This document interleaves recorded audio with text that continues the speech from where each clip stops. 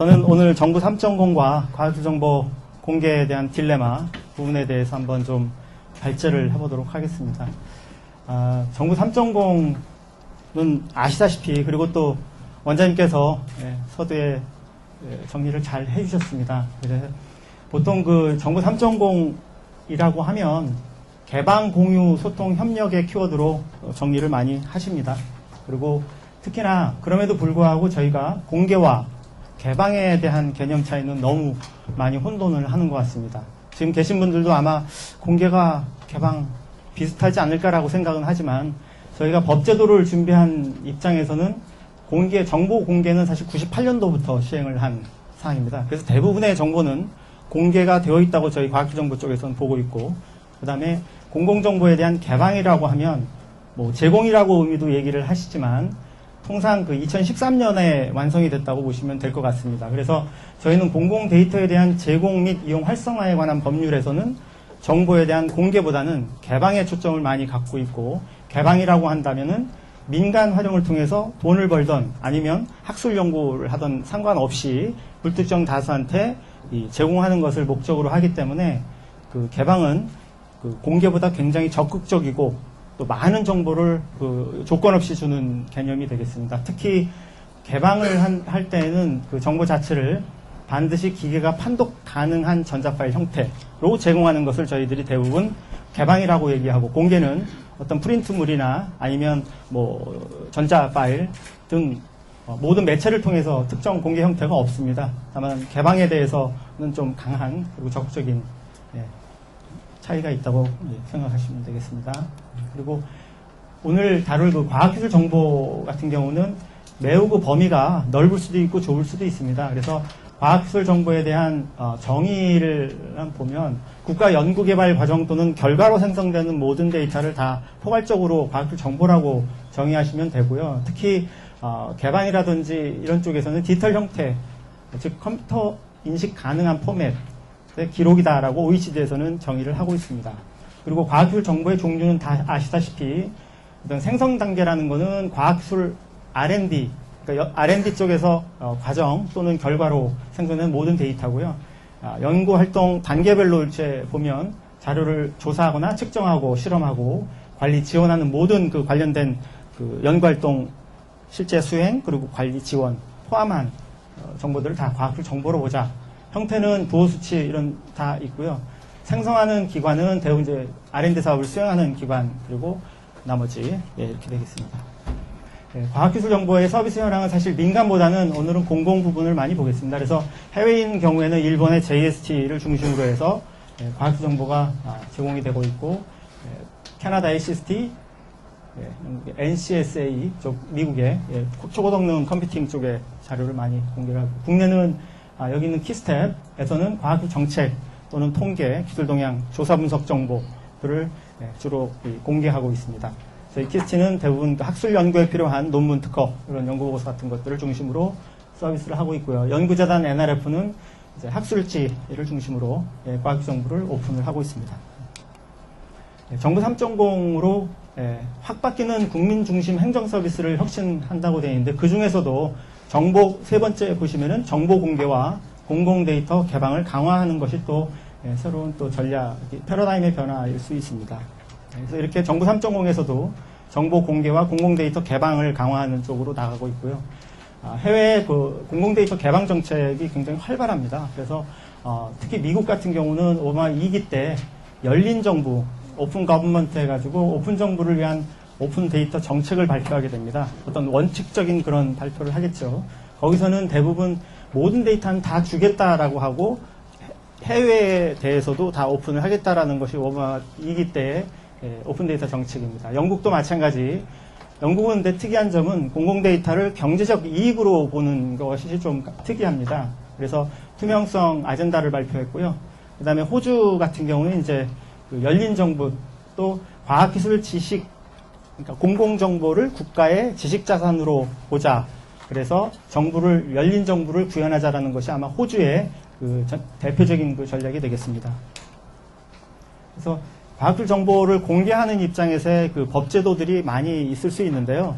그분의 이제 주로 이제 공개에 대한 예외사항을 중심으로 한번 해보겠습니다. 왜냐하면 이제 공개는 해야 된다. 정부 3.5에서 공개를 강조하고 있기 때문에 공개를 하되 예외가 되는 사항들을 한번 좀 간략하게 살펴봤습니다. 그래서 공공데이터 제공법 13년에 제공된 거기서는 공공데이터에 대한 개방 대상과 범위를 일단 규정을 하고 있고요. 모든 데이터를 다 개방하자라는 것이 아니라는 말씀이고요. 특히나 그 비공개 대상 정보들을 다 일일이 열거를 구조에 따라서 하고 있고요. 그 다음에 또 저작권에 관련된 것들은 또 제3자 권리가 또 포함되어 있기 때문에 이제 뭐 동영상 같은 경우는 사실 음악도 들어가기 때문에 그건 이제 저작권자가 한 사람이 아니라 제3의 저작권자도 있기 때문에 그런 포함한 그런 저작권에 대해서는 이용 허락을 받지 않은 정보는 개방을 하지 않는다라든가 그런 부분이 있었고요. 특히나 개인정보보호법 같은 경우는 매우 강합니다. 그래서 뭐 심한 경우 형사처벌도 받을 수 있다고 하기 때문에 매우 좀 강하게 조심해야 되는 부분이고요. 특히 주민등록 번호 유출 시에 뭐 과징금 최대 5억 이건 아까 이제 원장님께서도 대표적으로 말씀을 해주신 것 같습니다. 네. 그리고 특히 지식재산 기본법에서도 이 지식재산에 대한 부분에 대해서 강조를 하고 있고 오히려 우선적으로 지식재산이 보호돼야 되는 것을 강조를 많이 하고 있습니다. 또 산업기술보호법 같은 경우는 산업기밀보호센터 쪽에서도 강조하는 바처럼 저렇게 이 불법 기술 유출에 따른 이제 적절한 규제가 필요한 경우에는 공개를 하지 않아야 한다라고 이렇게 되어 있고 특히 국가 핵심 기술의 보호 차원의 제도적인 마련이 산업기술보호법에 이렇게 되어 있습니다. 과학기술정보 공개에 대한 서비스 현황입니다. 이건 이제 인터넷을 통해서 이렇게 공개를 하거나 또는 개방을 하는 사례가 되겠는데요. 키스트의 NTIS와 NDSL 그리고 국방분반에 보면은 국방기술 품질원의 DTIMS라고 하는 서비스를 통해서 국방에 대한 과학기술 정보를 오픈을 하고 있습니다. 그리고 아시다시피 특허청에서는 키프리스를 통해서 특허 정보를 서비스를 하고 있고요. 기상청도 코미스라는 걸 통해서 기상정보 수집 처리 이렇게 배분을 하고 있습니다. 특히 안행부를 중심으로 한 공공데이터 포탈에서는 전 부처에 개방되는 이 데이터들을 서비스를 하고 있는데요. 현재 12,500종 정도가 개방이 되어 있고 이 중에 과학기술 분야의 정보가 540종 정도가 됩니다. 공공데이터 개방을 추진하는 함에 있어서 여기 지금 과학기술 분야에 543종이 개방이 되어 있고요. 사실 개방하는 형태는 단순히 그냥 자료일 수도 있지만 그것을 활용하는 오픈 API 형태로 되어 있을 수 있습니다. 예를 들면 뭐 서울시의 버스 노선 또는 뭐 버스 운행에 대한 이런 앱을 만든다 할 때는 저런 공공 데이터에 대한 오픈 API를 제공함으로써 또는 기상 정보를 로우 데이터를 줄 수도 있고 저는 오픈 API 형태의 어느 정도의 활용하기 좋은 형태로 제공함으로써 민간 또는 기업에서 앱 같은 걸 개발할 수 있도록 이렇게 제공도 하고 있습니다. NTIS를 보겠습니다. NTIS도 과학기술의 정부 상업전공 형태로 추진을 하고 있는데요. 총 과학기술 정보 NTIS 건은 460만 건 정도 됩니다. 성과물을 포함합니다. 8대 성과물을 포함해서. 그래서 저희는 클라우드 기반 내에서 과학기술 정보를 개방하고 분석에 활용할 수 있도록 합니다. 그래서 이 클라우드 기반은 조금 더 설명을 드리겠습니다. 특히 공공데이터 포탈에 NTIS 정보가 개방된 사례, 즉 공개는 되어 있으나 개방까지 되어 있는 사례는 지금 66종에 해당합니다. 그래서 많은 종류가 있음에도 불구하고 사실 NTIS에도 아직은 NTIS 정보 개방의 종수는 적은 편입니다. 그래서 대부분 66종은 통계를 중심으로 한 데이터들이기 때문에 아직도 개방되지 않은 데이터들이 많이 있는 상황입니다. 그래서 NTIS 같은 경우는 과제, 성과, 성과물, 인력, 시설 장비 이렇게 이제 구축 건수들이 있는데요. 이 개방되어 있느냐 아니면 어떤 식으로 개방을 하느냐 있는데 사실은 아래쪽에 보시면 이제 클라우드 기반 개방이라고 되어 있습니다. 그러면 클라우드 기반 개방이라는 것은 이 클라우드 이 내에서는 자유롭게 로우 데이터도 쓸 수는 있지만 그 로우 데이터를 자기 쪽으로 카피를 못하는 상태입니다. 그래서 이 자유롭게 이 활용은 하되 이 복제라든지 불법으로 다른 목적에 이용을 못하도록 저희가 클라우드 내에다가 데이터를 놓고 이용자가 접근을 해서 활용하고 접속을 끊고 이제 데이터는 이제 못 가져가는 그런 형태로 해서 활용은 하되 데이터를 보호하는 그런 측면에서의 서비스가 클라우드 기반 개방이 되겠습니다. 앞으로도 개방 방식을 다양화하고 개방 대상을 어떻게 할지 확대할 것인지에 대한 검토를 지속적으로 하고 있습니다. 그래서 클라우드 기반 국가 R&D 정보 개방은 좀 전에 말씀드린 바와 같습니다. 다음, 그리고 NDSL은 거의 1억 건 정도의 이 규모를 갖고 있는 특히 논문, 특허, 보고서, 동향 정보를 주로 서비스하는 그런 서비스가 되겠습니다. 그래서 대부분 저런 정보들은 오히려 더 확대하고 오픈하고자 하는 정보들이기 때문에 크게 개방에 대한 문제는 없습니다. 네, 그래서 그런 것들이고요. 특히 지금 NOS라고 하는 오픈 API는 한 105개 기관에서 직접 활용을 하고 있고, 그다음에 민간에서도 KSCI 등에서 많은 정보가 개방을 하고 있습니다. 특히 논문이라든지 특허는 어느 정도 개방을 다 하고 있었기 때문에 좀 개방의 문제는 없는 것으로 보여집니다. 그리고 과학기술 빅데이터 부분입니다. 저희가 그 과학기술 빅데이터에 대한 거버넌스 구축을 위한 전략계획 수립을 할 때 한번 설문도 해보고 조사를 해본 겁니다. 그래서 특히나 여러 가지 의견이 나오긴 했는데요. 연구기관 25개 연구기관을 대상으로 125명의 연구자들한테 이제 보이스를 들어봤습니다.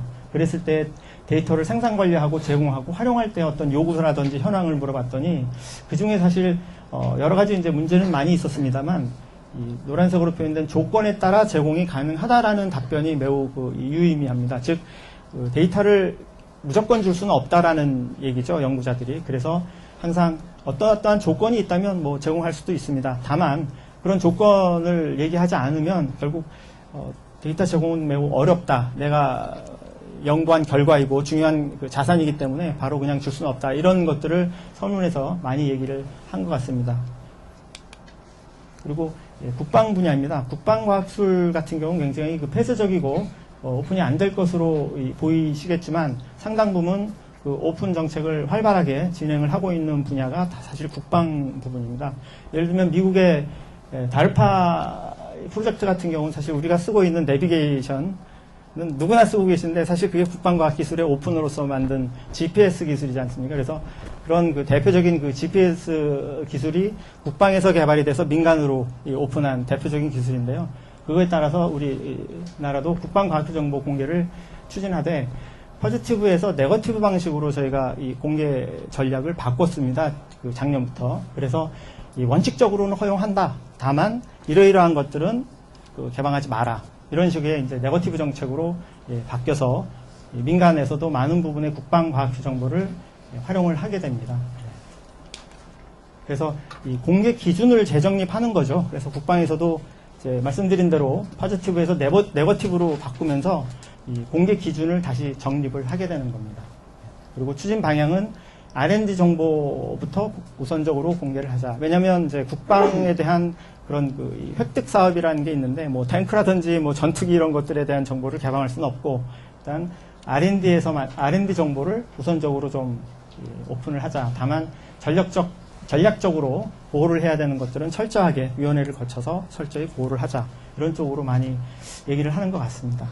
특히 공개 대상을 아예 명시적으로 정의를 합니다. 국방에서는. 그래서 핵심 기술, 뭐 시험이라든지 응용, 그다음 민군 겸용 기술 개발 같은 경우는 오픈한다. 또 신개념 기술 개발 사업 ACTD라고 하는데요. 그거를 또 하고 핵심 부품 국산화 연구 개발도 오픈한다 하는 그 대상들을 명시를 하는 것으로 진행을 하고 있습니다. 자, 그럼 과학기술 정보가 이렇게 많이 있고 개방도 하고 어떨 때는 또 이제 조건에 따라서 개방을 못하는 경우도 있는데요. 활용 측면에서 보면 매우 이 파괴력이 큰 것 같습니다. 그래서 과학기술 정보 같은 경우는 특히 이제 키스텍 같은 경우는 많은 일을 하고 계신 부분이 과학기술 정책, 기획, 조사, 분석, 평가를 하시다 보니까 정책 쪽에 매우 활용을 많이 하시는 것 같아요. 특히나 이제 에비던스 베이스의 그 과학기술 정책 수립은 매우 중요한. 그래서 정량적인 어떤 그 근거를 제시하면서 과학기술 정책을 하거나 할 때 매우 유용한 것 같고요. 또는 정보 분석을 하고 또 협업을 할 때도 매우 활용도가 크다고 보여집니다.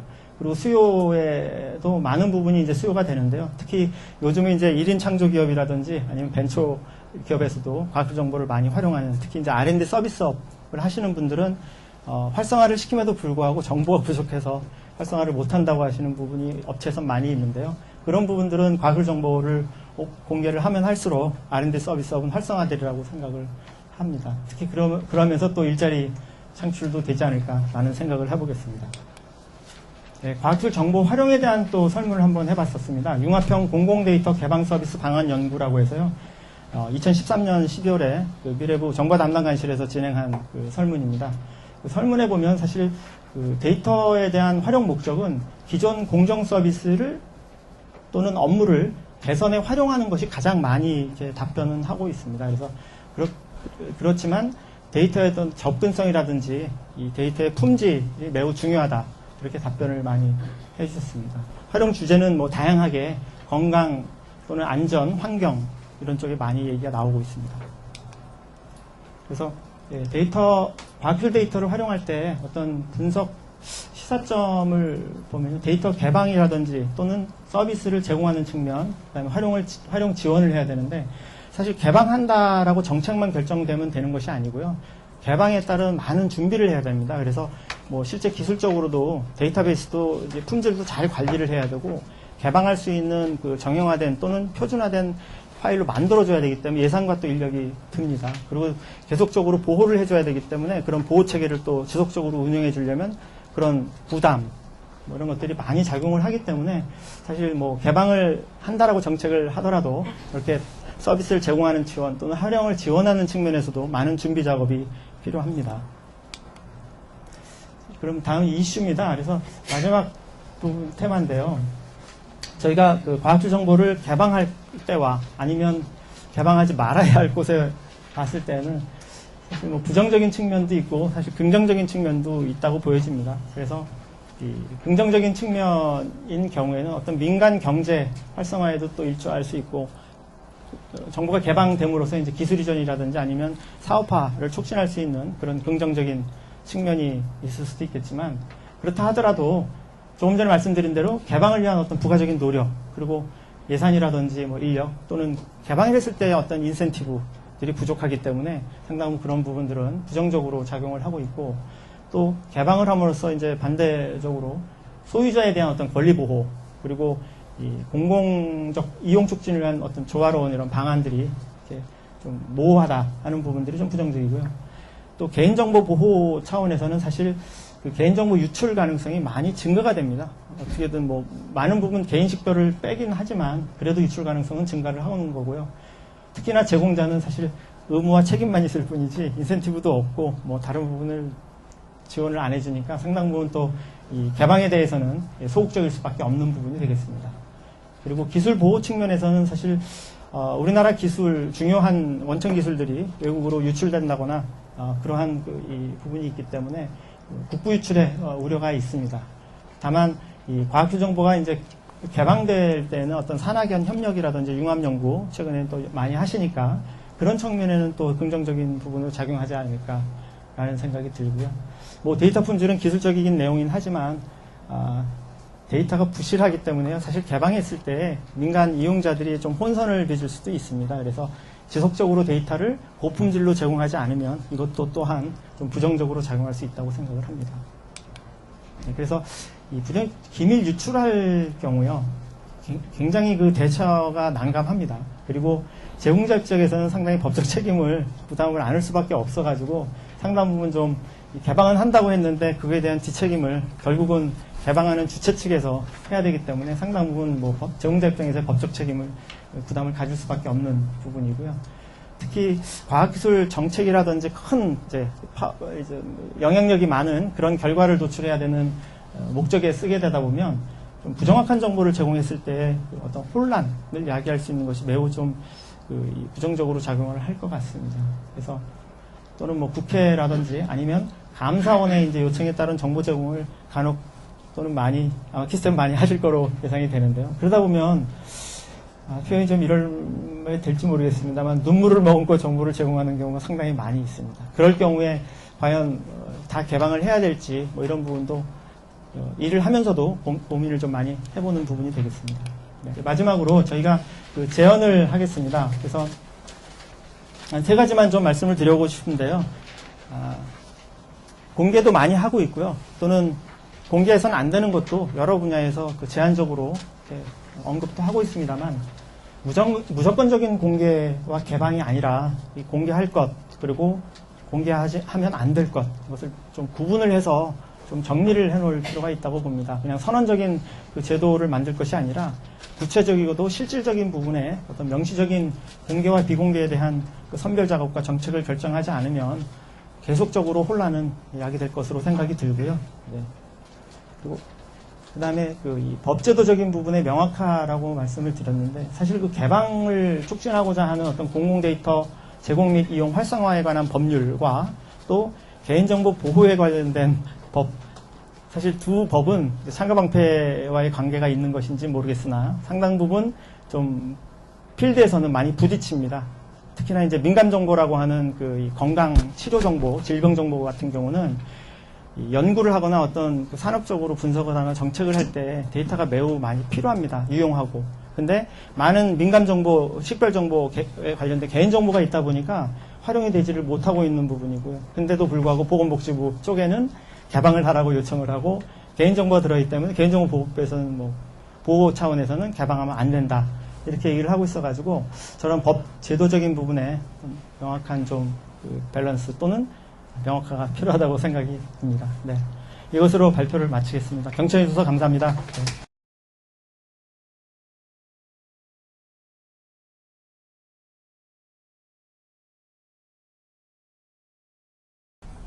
네. 네, 안녕하십니까. 오늘 정부 3.0 관련 과학기술 정보 개방, 어떤 문제점이 있는가에 대해서 지금 얘기하고 있는데요. 중요한 얘기는 김재수 센터장께서 다 정리를 해주신 것 같아요. 무슨 얘기냐면, 지금 발표하신 거에 대해서 크게 이게 어쩌다 저쩌다 무슨 잘못됐다 잘됐다 할 수 있는 내용은 없고요. 다만 지금 이제 정부가 나오면서 이제 과학기술 1.0, 2.0, 3.0 이렇게 계속 나오지 않습니까? 그래서 다음 정부에는 또 몇 점 0이 나올지는 모르는 거죠. 나올지 안 나올지. 근데 안 나왔으면 좋겠다는 게 이제 제 개인적인 생각이에요. 3.0이면 이제 인합이 있어, 인합. 그래서 이제 충분하다. 그래서 지금 이게 우리가 전자정부 이제가 계속 추진되면서 우리나라의 여러 가지 데이터, 정보 데이터 베이스 구축, 그 다음에 IT와 정부 행정을 연계하는 그런 시스템은 전 세계 어느 나라 못지않게 지금 발전이 돼 나가고 있다는 얘기죠. 그래서 정부 3.0이 나오면서는 칸막이를 없애자, 소통을 강화하자, 그 다음에 이제 정보 개방을 또 강화하자, 이런 얘기들이 나오고 있어요. 그래서 제가, 불과 한 2달 전에 모 부처에서 이제 여는 정부 3.0 관련 세미나를 1박 2일 동안 하고 왔어요. 하고 왔는데, 결론이 난 거는 없고요. 그래서 열심히 해보자 하는 건데, 굉장히 당혹스러워 하는 것 같아요. 그래서 이제 각 정부 부서별로 자기들이 어떤 정보를 개방할 거냐, 어떤 거를 개방하지 말아야 될 거냐, 어떤 형태로 할 거냐, 또 어떤 정부에 그를 개방했을 때 최종 수요자가 뭐고, 누구고, 최종 수요자가 그 정보를 공유했을 때 나오는 경제적인 이 베니핏이 뭐냐 하는 관계에 대해서 열띤 토론을 했는데도 큰 이 실익이 없는 경우가 상당히 많았어요. 그래서 이게 앞으로도 이런 문제가 계속 논란이 될 텐데, 저는 과학기술 정보 개방에 대해서는 중요한 게 어떤 과학기술 정보가 어떤 수요자에게 어떤 형태로 제공이 돼서 어떤 경제적 효과를 내고 어떤 또 문제점이 있으며 이 문제점에 대한 보완책은 어떤 건가. 이게 이제 정확해야 된다는 얘기죠. 그래서 저는 타겟을 가지고 이제 정보 개방을 하는 게 중요하지, 무작정 정보 개방을 오픈시켜서 뭘 하고 확대하고 하는 거는 아무 이 실익이 없다. 예를 들어서 정보를 개방해서 어떤 사람이 요구하는 정보가 있을 수 있어요. 기업 입장이나 실제적으로 그 정보가 필요한 사람한테는 그 정보가 굉장히 중요한 거죠. 그러나 일반적으로 개방됐다고 할 적에는 뭐 거의 아무한테도 관심이 없는 그런 정보가 무비판적으로 무제한적으로 제공됐다고 할 적에 아까 그 김재수 센터장께서도 말씀했지만은 그 과정에서 여러 가지 법률적 문제, 지적재산권 문제, 또그 정보 보호에 관한 문제가 나올 수밖에 없다는 얘기죠. 실익은 없고 문제만 있는 정보 개방이 될 수가 있다. 그래서 특히 과학기술 정보는 민감한 정보가 많고 정부가 개방할 수 없는 정보도 많습니다. 왜냐하면 정부의 그 연구 R&D 지원을 받아서 어떤 연구를 했지만 그 R&D 지원 속에 이제 기업도 같이 연구비를 같이 조달을 같이 했다는 얘기죠. 이런 경우에는 정부만의 결정으로 그 정보를 개방할 수가 없다 하는 여러 가지 법적 문제, 지적재산권 문제, 개인정보 보호 문제가 생기기 때문에 좀 신중해야 될 필요가 있다. 그래서 앞으로는 정부 2.0, 3.0, 4.0 이런 식으로 나가가지고 어떤 정보 개방의 문제를 다루기보다는 이러한 그 정책적인 정향, 방향 이런 거를 보다 법과 제도 속에 정립을 시켜서 제도화 시켜 나가야지 이거를 무슨 선언적으로 정부가 바뀔 때마다 어떤 특성적인 어떤 정책을 내놓는 거는 이제 한계가 있다 이렇게 생각하고요. 정보 개방 활성화시키는 건 활성화시키고 다만 보호해야 될 건 보호하고 하는 거를 종합적으로 이제 과학기술계에서 이제 얘기할 때가 됐다 이렇게 보고요.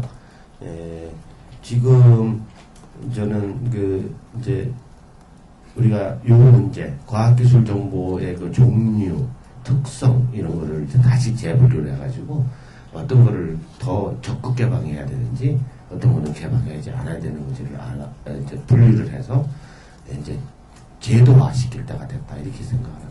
이상입니다. 감사합니다. 네, 감사합니다. 반갑습니다. 뭐 발표하신 분 의견에 다 동의하기 때문에 제가 거기에 대해서 어떤 그 문제를 제기하거나 뭐 코멘트 사항은 없고 다만 이제 제가 좀 드리고 싶은 말씀은 앞에 이제 그 큰 방향에서는 다 말씀을 두 분도 토론까지 포함해서 말씀해 주셔서 저는 좀 과연 진짜로 이 현재 우리가 여기서 논의하고 있는 여러 가지 과학기술 또 공공정보 공개가 실현 가능할 것인가 거기에 대해서 좀 말씀을 좀 드리고자 합니다.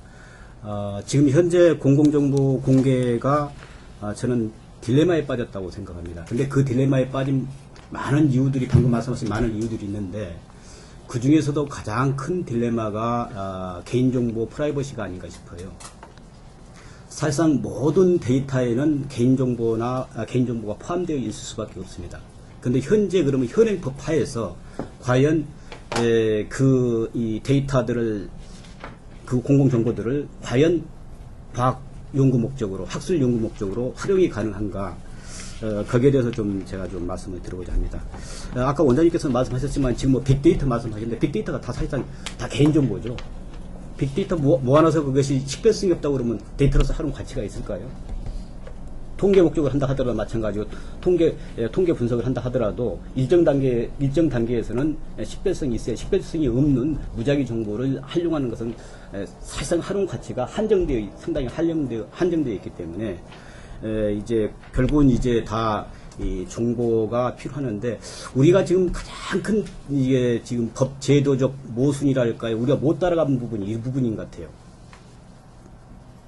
아직도 우리는 빅데이터라고 말씀하셨지만은 빅브라더죠.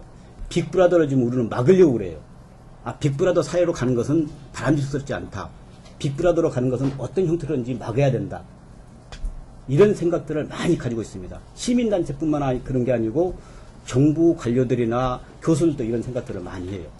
그런데 과연 지금 우리가 그러면은 빅브라더 사회가 아닌가? 이미 우리는 빅브라더 사회에 와 있는 것이죠. 그 안에서 살고 있는 것이죠. 카카오톡이 연말에 문제가 됐던 카카오톡이 그런 것이고 전자메일이 그런 것이고 구글이 그렇고 네이버가 그렇고 쇼핑몰에 들어가면 여러분의 정보가 또 아까 말씀하신 전자정보 안에 엄청난 정보들이 다 쌓여 있는데 이것은 빅데이터 사회, 빅브라더 사회가 아니라고 누가 말씀할 수 있겠나? 그래서 빅브라더를 자꾸 막으려는 그런 이제 우리가 법제도나 사고 방식에서 벗어나서 빅브라더 환경에서의 어떻게 정보를 활용하고 보호할 것인가, 이 조화로운 그 논의에 좀 초점이 맞춰져야 되는데, 여전히 현재 우리 법은 빅데이터를 막는데 초점이 되어 있습니다. 그리고 정책 위반자들이나 또는 거기에 이용하신 분들도 대부분 다 빅브라더는 안 된다는 전제에 들어있는데, 이 부분의 어떤 그 갈등을 넘지 않고서는 앞으로의 어떤 공공정보 이용이라는 것은 사실상 불가능할 것이다. 저는 그렇게 생각을 하는데요. 이제 그 한 서너 가지 내용을 좀 요약해 보면은, 그래서 이제 그러면은 우리가 그 개인정보 보호를 위해서 법률상 문제가 많다. 공공정보도 마찬가지고 과학기술, 뭐 연구, 학술 다 이런 이야기를 합니다. 그러면 대부분 하신 분들이 이렇게 말씀하십니다. 아, 동의를 받아서 하면 될 거 아니냐. 나 지금도 다 동의 받고 있는데. 그럼 동의 받아서 하면 되는데 왜 그걸 자꾸 이 법이 문제가 있다고 말하느냐. 우리 법에서 동의 받으면은 정보를 이용할 수가 있을까요? 빅데이터가 가능할까요? 이건 법을 잘 이해를 못 하신 분들입니다. 우리 법에서는 동의를 받는다 하더라도 빅데이터가 불가능합니다. 왜 그러냐? 우리 법에서는 다른 나라 법하고 달리 가장 우리나라 법보다 우리가 한 50년의 역사를 가지고 있는 EU가 세계적으로 가장 엄격한 법을 데이터 보호법을 가지고 있다고 그럽니다. 그런데 우리는 EU의 데이터 보호법보다 훨씬 더 강한 법을 가지고 있죠. 예를 들면 최근에 이제 빅데이터 환경이나 클라우드 환경에 맞춰가지고 개정된 2014년 EU의 레귤레이션에도 보면은 그 1995년 디렉티브는 더 그러고요. 동의를 받을 때 거기에 수집하는 개인정보의 항목이랄까 제3자 제공하는 제3자 이름까지 기재해가지고 동의를 받으라고 하는 나라는 하나도 없습니다. EU조차도 그게 없어요. 일본, 미국은 당연히 없죠. 그런데 우리나라 법에서는 개인정보를 수집할 때 수집하는 항목들을 다 열거하고 수집을 해야 됩니다. 알려줘야 돼요. 그걸 알려주지 않고 동의를 받으면 동의를 받아도 동의가 무효이죠. 처벌을 받게 되죠. 또 제공하겠다 그러면 제공자를 다 기마무개, 이하무개, 최하무개를 다 알려줘야 됩니다. 안 알려주면은 역시 또 법 위반입니다. 그런데 우리가 개인정보를 이용하는데 그걸 어떻게 다 제3자를 어떻게 다 예측을 하겠습니까? 여러분들이 통계 정보를 이용하고 가공된 데이터를 만들어서 정부가 공개해서 그럼 그 사람 정보를 누구한테 준다. 그런데 그것을 다 거기에다가 이름을 다 제공할 사람들 다 알려야 되는데 그러면 연구기관이 대한민국 연구기관이 수십 개, 수백 개, 수천 개일 것이고 기업이 수만 개일 건데 그걸 다 어떻게 다 열거해서 다 동의를 받느냐 이거죠. 또 빅데이터가 된다고 우리가 상상을 초월하는 데이터, 우리가 지금은 생각하지 못하는 미래의 데이터들도 많이 생길 수가 있습니다. 그걸 다 알리고 동의를 받아야 돼요. 그 수많은 정보들을 다 어떻게 알리고 동의를 받을 겁니까? 그런데 그 중에서 하나만이라도 빼놓고 동의를 받기는 받았는데 그 중에서 하나만 딱 빼놓고 동의를 받았다. 불법이 되는 것이죠. 그래서 동의를 받아서 하라. 이것은 현행 법칙에 대해서는 부분적인 소위 말해서 이제 우리가 한 그 80년대, 70년대, 80년대에서 데이터의 활용이라는 것을 견제하지 않는 말 그대로 주소, 이름 몇 명이서 활용했을 때는 그 말이 맞지만은 이미 2000년대에서 그 정보통신 환경으로 온 이런 동의, 그렇게 알고 동의를 받으라는 것은 현실성이 없어요. 다 불법이 생길 수밖에 없다는 것이고요. 두 번째 이제 우리가 이제 고려할 부분이 지금도 이 여러 가지 이제 지침이나 정보 가이드에서 나온 것 중에서 보면은 빅데이터나 이런 쪽에 이제 개인정보 활용해서 그러면은 그것을 비식별화해서 써라 이렇게 나옵니다. 비식별화해서. 비식별화된 정보가 과연 얼마나 활용 가치가 있을까요? 근데 우리는 지금도 보면 논의도 보면은 비식별화와 익명화도 잘 구분이 잘 안 돼 있어요, 사실상. 비식별화, 익명화는 분명히 다른 거지 않습니까? 비식별화는 완전히 식별성이 없기 때문에 데이터가 아닙니다. 개인정보가 아닙니다. 이건 어느 나라에서 규제를 하지 않습니다. 비식별화는. 그래서 대부분 논의는 그럼 어디 가느냐? 익명화에 들어있어요, 익명화에. 그 익명화라는 방법이 뭐가 있나요? 대부분이. 뭐 예를 들면 뭐 암호화를 한다거나, 리렉팅을 한다거나, 아니면은 이렇게 희석화를 시킨다거나, 총계를 한다거나, 이런 여러 가지 방법을 통해서 식별성이 있어요. 이거 추적하면 이게 누구라는 것은 아는데, 그게 이제, 직접적으로 이 활용하는 사람은, 이 데이터를 가지고 있는 사람은 추적성이 있지만은, 그걸 활용하는 사람은, 직접적인 그 사람이 뒷 암흑에다, 이 암흑에다는 걸 모르게 하는 상태죠. 그래서 이제 대부분의 나라의 법에서는 보면 익명화를 규정하고 있고, 그 법에서 그러니까 예의를 인정해 놓습니다. 여러 가지 이제 동의 예의가 있는데, 연구 목적이랄까, 과학 목적이랄까, 통계 목적이랄까, 이런 공익적 목적으로 했을 때는, 어떤 그, 비식별화가 아닌 익명화의 경우에도 데이터에 이용이 가능하다. 그래야만이 우리가 예를 들면 추적 분석을 한다거나 아니면 또 임상 실험을 한다거나 뭐 가능할 거 아닙니까? 그걸 다 이 식별성 없이 해가지고 과연 근데 지금 상당 부분 많은 오해하신 분들이 우리는 추적성이 있음에도 불구하고 많은 그 우리 국내에서 오해하신 분들은 그것을 비식별화라고 했습니다. 그런데 그건 비식별화가 아닙니다. 유럽법 입장에서 본다고 그러면 그 식별성이 있기 때문에 현재 개념호법 위반이에요. 추적성이 있다고 그러면. 추적성이 있으면 그래서 맨날 그 질문이 들어옵니다. 추적성이 존재한다면 그것은 개인정보이기 때문에 여전히 그것은 법에 동의받지 않고 통계 목적으로랄까 연구 목적으로 쓰지는 못합니다. 그러면은 그것이 소위 말해서 익명화인데 익명화의 다양한 단계나 방법을 좀 이렇게 그 허용해서 데이터를 안전하게 이용하면은 쓸 수 있게 해야 되는데 그 부분이 안 된다. 세 번째가 이제 우려한 부분이 이런 부분 같아요. 우리가 이제 정보가 있으면은 그 정보를 자기가 그대로 이제 어떤 정상적인 기업이라고 그러면 정상적인 기업에서 그것을 쓸 때는 사실상 그 정보를 마케팅 목적으로 쓸 때를 제외하고는 위험성이 하나도 없어요.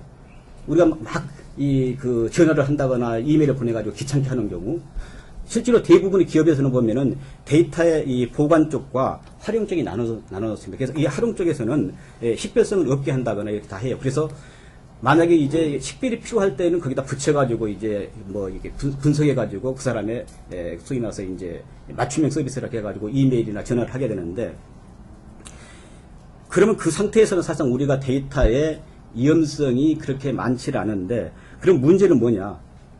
아까 말씀한 유출이라는 거죠. 해킹과 두 번째는 수사입니다. 수사. 지금 우리는 이제 이 어떤 기업이 가지고 있는 정보든지 은행이든지 정부든지 그냥 들어가면은 대한민국 모든 국민들의 데이터가 그 안에 다 쌓여 있어요. 웬만한 게 다 들어 있어요. 그러면은 그 데이터만 가지면서 얼마든지 범죄 목적으로 다 이용할 수가 있죠. 그래서 그러면은 이 부분에서의 어떤 그 데이터를 어떻게 관리할 것이 시큐리티 문제인데 시큐리티에서 이제 가급적이면 그래서 이제 그런 것들을 암호화를 시켜서 저장하라랄까 이런 이제 여러 가지 보안 조치가 취해지는데 여기에 대해서 이제 국내 그 시민단체들이 지금 신뢰를 못하고 있다. 왜? 아직 국내 기업들은 이용이나 그쪽은 강조를 하는데 여전히 이제 보안 쪽에는 우리가 이제 환경이 그래서 그런지는 모르겠습니다만은 보안이 많이 여러분이 아신 것처럼 이렇게 유출 사고가 발생합니다. 그런데 거기는 이제 그 배경에는 우리가 그동안에 주민등록번호랄까 어떤 고도의 활용 가치가 높은 민감 정보를 많이 보관했기 때문에 이제 이런 문제가 나온 거라 이거죠. 그래서 이제 이런 어떤 데이터를 수집 이용한다 하더라도 지금의 정부가 이제 바람직한 방향으로 갔습니다만은 주민등록번호 같은 어떤 이 다른 목적으로 썼을 때 위험성이 높은 부분에 대해서는 그 제한을 시키고 이제 해야. 그러니까 예를 들면 유럽 같은 데는 개인정보 수집할 때 보면은 다 그 자기 이름 가짜 이름 써도 다 가능하거든요. 그래서 많은 정보들을 수집합니다. 그래서 우리보다 훨씬 더 허용성은 높여주는 것이죠. 그러니까 실명이 안 들어있다면 익명으로 되어 있고 실명이 안 들어있다 그러면 허용성이 높은데 실제 실명이 들어있고 주민번호가 들어있으면 그 가치는 위험성이 높기 때문에 누구든지 쉽게 그것을 허용하기 어렵다 이거죠. 그럼 우리나라 데이터 이용 환경이 실명 환경보다는 익명 환경이나 이런 어떤 그 중요 주민번호를 삭제하는 방향에서 좀 해법을 찾아야 된다. 그리고 이제, 아까 말씀드린 이제 수사기관에서도 수사 후 경우에도, 예를 들면 이메일 들어가면 다 그 안에 다 들어가고, 카테에 들어가면 다 볼 수 있는데, 근데 그 자료들은 엄청나게 산업적으로 이용할 수 있는 데이터들이에요. 그런데 그건 이제 수집을 못하게 하고 이용을 못하게 하는데, 그러면 이제 어떤 수사기관에 수사를 할 때도, 그 범위의 예를 들면 그 이메일, 포괄적인 수사 후 경우에는, 뭐 국가 안보랄까 이런 외적인 목적의 경우에 이제 좀 그 제한시킬 필요가 있다. 마지막으로 제가 말씀드리고 싶은 게 아까 여기서 나온 이제 공개와 이 개방을 이제 구분해야 한다고 말씀하셨는데 그야말로 이 법에서 이 개인정보보호법에서 가장 큰 문제가 지금 제공과 공개를 구분하고 있지 않아요. 공공 데이터 공개법에도 마찬가지입니다. 그러니까 제공과 공개를 구분하는 제공의 경우는 우리가 1대1로 제공을 하기 때문에 상대방한테 안전한 조치를 취해가지고 상당히 폭넓게 허용을 해야 됩니다. 그러니까 이 공개를 했을 때는 누구든지 알 수 있기 때문에 그 다른 데이터하고 식별 가능성이 높아가지고 악용이 많기 때문에 공개의 경우에는 이제 상당한 좀 통제가 필요하지만은 제공의 경우에는 두 사람 사이에 계약을 해가지고 안전조치를 취하고 다 그러는데 과연 그렇게까지 현재의 상태까지 이렇게 엄격한 통제를 이런 비식별화까지 하라고 할 필요가 있겠는가? 이 부분에 대해서 좀 심각하게 좀 고민할 필요가 있지 않나 이런 생각을 합니다. 이상입니다.